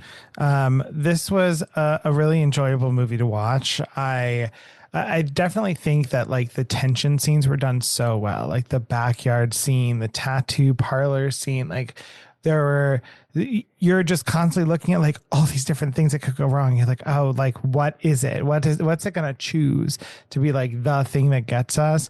So I think we're going to give that a 1. Sticky. I'm going to give it a 0.5. Because while there are like 1 or 2 deaths that will definitely linger, like the MRI scene especially, I don't know that there's like anything in particular that is like really gonna like haunt me for a while. T-shirtable, stuffable. I'm gonna give this a 0.5. My chosen T-shirt design for this movie is actually taking a line from when they were in the living room and like Stephanie is going through and like explaining all of this stuff. And at one point, Eric says, yeah, I read Gammy's death book. And so I would like have that on a shirt with like a picture of the book just because that line made me laugh. So that would be a 0.5. Cockles is an easy 1. This really did Final Destination right. It was really, really a fun movie to watch. I think my favorite of the franchise, personally. So I really enjoyed it. Definitely a 1. And rewatchable, I would give this a 1. Because I especially if we were sitting down like going through and doing a rewatch of the whole franchise, like I would make sure that I tough it out through some of the later movies to get to this one, because it was really enjoyable. I think that like I could go for another movie or 2 in this franchise, but even if we don't ever get another one, I think that this is an excellent way to cap things off. So that's a 4. Awesome. That feels right. Mm-hmm. Beautiful. Sergio, you're up. Hello. It always feels weird being the last one because I feel like everyone has said everything already. No, I agree. I'll make you go first next time. Oh my God, no. Engaging. I'm gonna go with 1. I was definitely engaged throughout this whole movie. It was a lot of fun. I feel like it balanced everything well with like humor and horror and grossness, and I feel like these movies are so hard to kind of feel out because there is I feel like every one of these has a lot of explaining. I feel like in between all the fun kill scenes, it's like talking, explaining, find out what happens. How do you convince everybody you're on board? And I feel like this one had a good amount of time in between the deaths. I think it was very well paced. So that's why I give it a 1 for engaging. Sticky. 1. Yeah. I a lot of this stuck with me. And I think it's all good all around. Like there were just so many great scenes that I just was waiting to talk about during this podcast, and it just like the more things just kept popping up into my head as we went along. So I'm gonna give it a 1. I think it's a 0.5 for T-shirtable, stuffable. I think there's not a lot of things I would have or keep from this movie, strangely enough. But I just feel like it's tough to kind of grasp one thing. So I think 0.5 for me. Cockles, 1. Love this one. It was really well shot. I think it was they played a lot with this and it looked great. And it felt grandiose. I just like we went back to form, but also it felt like a bigger production for me, which was really nice. So 1 and rewatchable 1. This was a lot of fun. I'll definitely rewatch it again. And I honestly can't wait. Now I kind of want to go through the franchise again. Except for 4. I stand by not liking 4. That's the one I actually want to rewatch the most. 4.5. Yeah, 4.5. How's that feel? It feels good. I like it. Feels good. Awesome. Okay, so for us, without Ross's score, that gives us an average of about a 3.75. Nice. It rounds up on the Chuddle scale to a 3.8. So that, as of right now, sits... Hi! Low Lives is a 3.8. Wow, look at that. Sits right there with it. Same thing with Mother, and Club Dread, and Thanksgiving, and Child's Play 2, and The Bird with the Crystal Plumage, and Child's Play, and Creep Show, and The Blair Witch Project, Silent Night, Deadly Night, and Quarantine Phantasm. We Are Still Here, and Freaky. We have a lot of 3.8s. Nice. Wow. Sure do. Yeah. So that's so close to the crypt. It's sitting in there. So close. Well, we'll find out whether it can stay. Yeah, whenever he exactly pops up. when he comes in and lets us know. Nice. So, and unfortunately, we weren't like really tracking your, like, in this formula chart I have, tracking your scores for those first movies. Mm-hmm. So I don't have them like all compared like we did for all of our other stuff. I did check. They are all available if perfect. You want to check them out. Yeah. So those scores exist, and one day I'll map them all together and we'll get the averages. But with that, we're going to go ahead and conclude, because I don't believe the club had anything to say about this one as well. I thought I saw some. We did. We did. One. Shit. I believe one. From it's because we went through the Wishmaster ones where nobody was like, no. We got two. No, we got. Oh yeah, no, we do have two. Yep. So we got T-Boo from the nightclub. He says, engaging 1. I was fully excited to see a new Final Destination on the big screen, and it kept me thoroughly engaged. Sticky 0.75.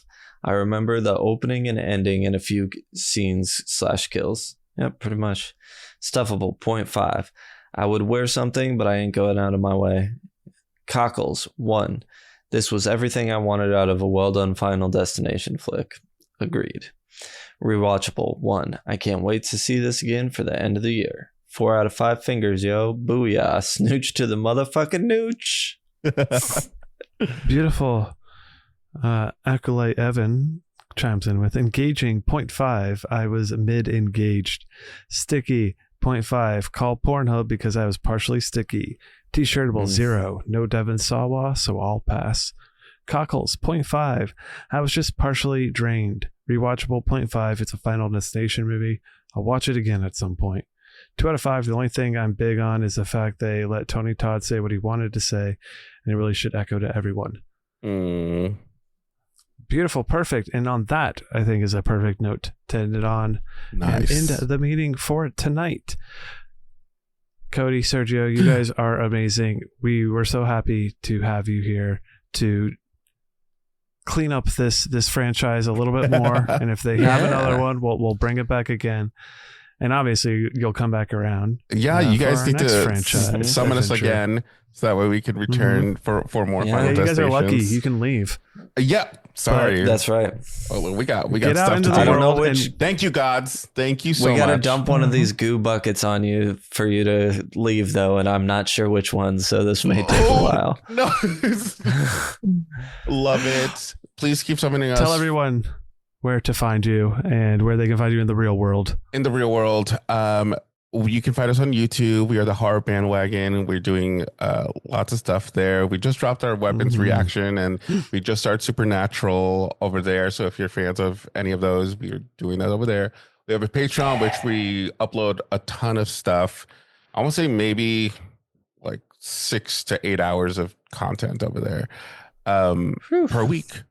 So hit us up. They got a lot going. Yeah. It's great. Else? That's us, the Horror Bandwagon. That's them. Check them out. You guys, if you listen Great to us, stuff. you know them by now. It's good stuff. If you want to stay engaged with the show, trapped with us, follow us at Chuddle the Pod on Instagram and Threads. Want to see Ross and his killer tattoo work? Follow Ross Purvis on Instagram. If you're in Central Florida area, go ahead and hit him up and get tattooed. You can follow at Chuddle the Sam, at Chuddle the Brian, Chuddle the Ross, all on Letterboxd. Track what we're watching in and outside the crypt somehow.